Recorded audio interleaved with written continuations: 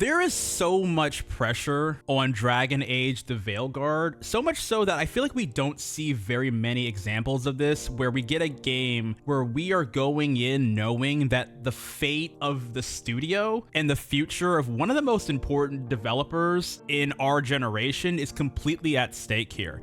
And this one hits like personally close to home for me, because BioWare has been one of the most important developers for me in terms of shaping my view and love for video games. Mass Effect, the entire Mass Effect franchise, Star Wars, The Old Republic, the KOTOR games, like these are some of the seminal gaming experiences of my lifetime. But, you know, 20 years after essentially their peak, we're at a point now where BioWare is hanging by a thread, and everything revolves around whether or not this Dragon Age the Veilguard game is going to succeed or fail. And there's a lot of mixed feelings towards this game based on everything we've seen in all the trailers and all of the footage. For a little bit of context, if you're not that familiar with who BioWare is as a developer, BioWare was about 20 years ago, 15 years ago, if you go back to really to their peak, one of the like pillars in gaming. This is the developer that gave us the original Baldur's Gate games, Neverwinter Nights, KOTOR,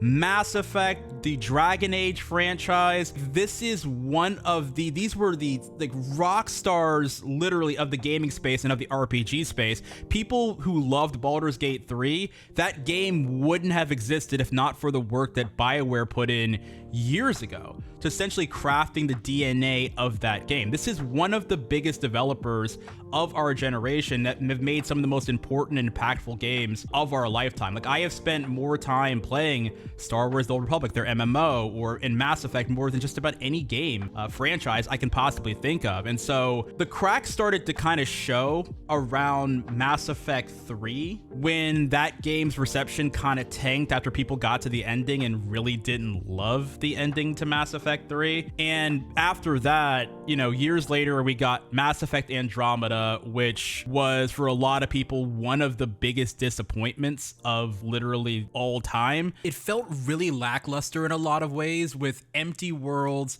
a mediocre story that lacked the urgency of the previous games, and a cast that didn't hold a candle to the original characters, and just a game that felt overstuffed. It had really good combat, but it was just so overstuffed with side quests, historically bad facial animation, and just a pale imitation of the games that had come before. And then things sunk even further with Anthem, which is one of the great live service failures of all time, and a game that doesn't even feel remotely close to anything BioWare has made before, and just a shallow, hollow version of a BioWare game. And so when you have a couple of major failures like that, and you've seen obviously the stories in the news about BioWare's, you know, mass layoffs at EA, we are now in a position where it feels like this game, Dragon Age the Veilguard, is the final hope for BioWare to reclaim some of its lost legacy and some of its lost luster. BioWare is kind of a shell of itself. Many of the people that made it what it is, from the narrative developers to the game designers, like, are no longer with the company and have started some of their own companies. And so this isn't even the same BioWare that we knew and loved.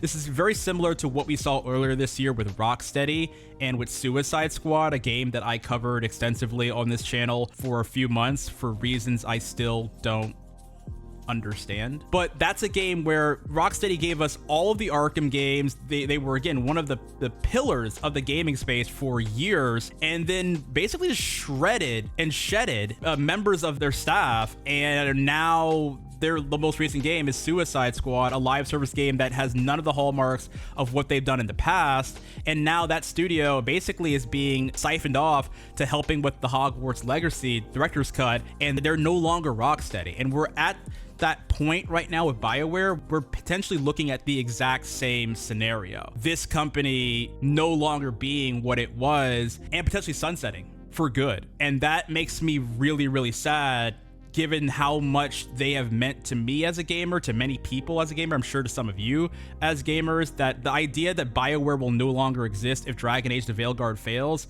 is incredibly sad and honestly wildly depressing. So Dragon Age the Veilguard is fighting such an uphill battle on multiple fronts. One of the biggest being, as I mentioned, the failures that BioWare has had, but also because of that comparison to Baldur's Gate 3. And this is sort of inevitable because Baldur's Gate 3 again shares so much of the DNA of BioWare because they were the original developers of Baldur's Gate, but as a fantasy choice driven RPG with companions, it's kind of hard for Dragon Age to not just on a superficial level feel the comparisons to Baldur's Gate. And when that game came out, it had a seismic impact on the games industry, and now Dragon Age comes out a year later, it can't help but be compared to Baldur's Gate. And so in Baldur's Gate 3, yes, set the expectations so incredibly high for a game with already incredibly high expectations because the Dragon Age franchise is so beloved. Dragon Age Origins, Dragon Age 2, Dragon Age Inquisition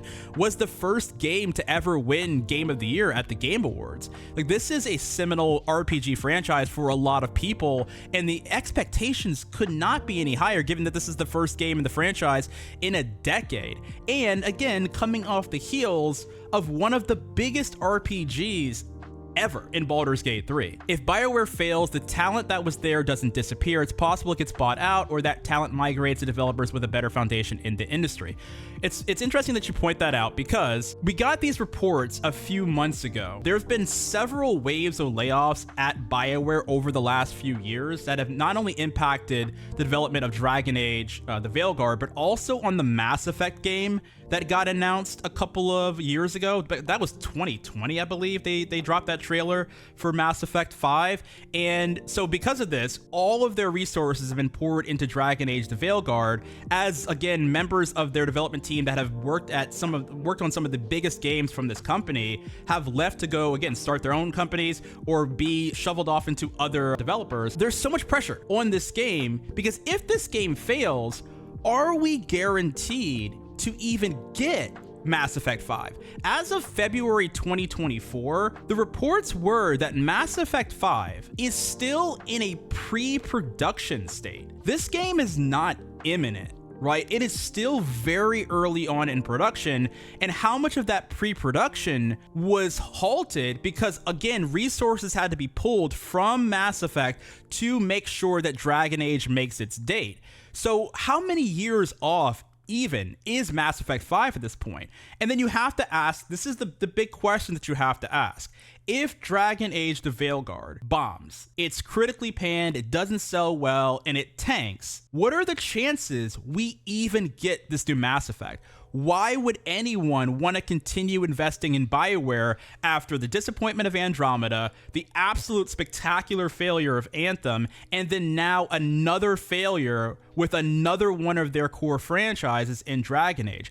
Why would Mass Effect 5 see the light of day at this point? Why would we get 4 to 5 years of development on a Mass Effect 5 if Dragon Age sinks? This is why there's so much pressure on Dragon Age to succeed, and it's honestly kind of sad that we're at this point that a company that gave us so many monster titles, so many incredible RPGs that I highly recommend if you've never played any BioWare games from the past, go check them out. Go check out Dragon Age Origins. Go check out the Mass Effect trilogy. These are some of the best games of all time, and we are right on the doorstep of losing the developer that made all of these games possible. And in a lot of ways, because of all the layoffs, because of all the inner turmoil and turnover, in some ways we've kind of already lost them and a lot of the soul that made them what they are. But there's still just that slight glimmer of hope that this game, that Dragon Age the Veilguard, will actually be able to restore some of the goodwill and faith that people had in BioWare. For me, obviously the gameplay seems to be leaning towards more of an action RPG mold than maybe the original Dragon Age did. I feel like the reception has been sort of mixed. As someone who played the original Dragon Age, I'm still optimistic about this title. The biggest thing for me is the story. Will the characters be as compelling? Again, unfortunately, it's hard to compare as like what we got in Baldur's Gate 3 because it's going to be so hard to embrace this game for what it is without having in the back of your mind what we just got in Baldur's Gate 3. It's It's so hard not to compare the two games. It's just impossible. This is a valid frustration for a lot of gamers because the profitability that is expected now and the push to get games out before they are perfected. I also think that the game review punditry landscape now works against developers because it's hard to find neutral reviews for any game. Yeah, because so many people come in with their inherent biases, either against a developer or again comparing it to other games, like as I literally just did. Like for me, as I approach this game, my own inherent biases are coming in because I love BioWare. I want this to be good, so there's a bias right there. But I also have that trepidation based on their past failures, so again, another bias. And also, I'm comparing it directly to a game that was just incredible in Baldur's Gate 3. And so it's kind of hard to treat this in such a completely objective vacuum. All I want, this is my thing, I want this game to be great. I want all games to be great. I talked about Concord the other day, and as much as we are crapping on that game, I didn't want Concord to be bad for like any socio-political reasons. I want Dragon Age the Veilguard to be just an incredible, dope RPG adventure experience, and right now I'm kind of like cautiously optimistic about it. I haven't seen enough to make me think like, oh god, this game is gonna be trash. I mean, I know people are not in love with the aesthetics compared to past Dragon Age games, but again, I'm gonna go in with cautious optimism and hope for the best because I just don't want to see a company like BioWare and that name be put to rest. But it's unfortunately, again, like we're kind of there. We're right on the doorsteps of that happening, and that's just, it's sad, man. It's just really, really sad. So again, this game comes out in October. Fingers crossed, it's good. At the very least, I just want Dragon Age the Veilguard to be a good game. No matter the fate of BioWare, whatever, I just want this to be a good game. Like, I want all games to be good, and I'm hoping for the best and really hoping that this is the game that kind of gets BioWare back in the good graces of the gaming public and ensures that we get Mass Effect 5 because, God, I really want an awesome, incredible new Mass Effect game in this era. This is one of my dream games. I can't believe it might actually happen, but I also can't believe that it actually might not happen based solely on the fate of Dragon Age the Veilguard. So I guess we'll have to see what happens. Let me know in the comments below. First, what is your favorite BioWare game of all time and the game that means the most to you? Are you excited for Dragon Age the Veilguard? Based on the footage we've seen so far, let me know. If you found this video helpful or insightful at all, be sure to hit it with a like and subscribe to the channel for more gaming coverage and insight. Until next time, have a good one.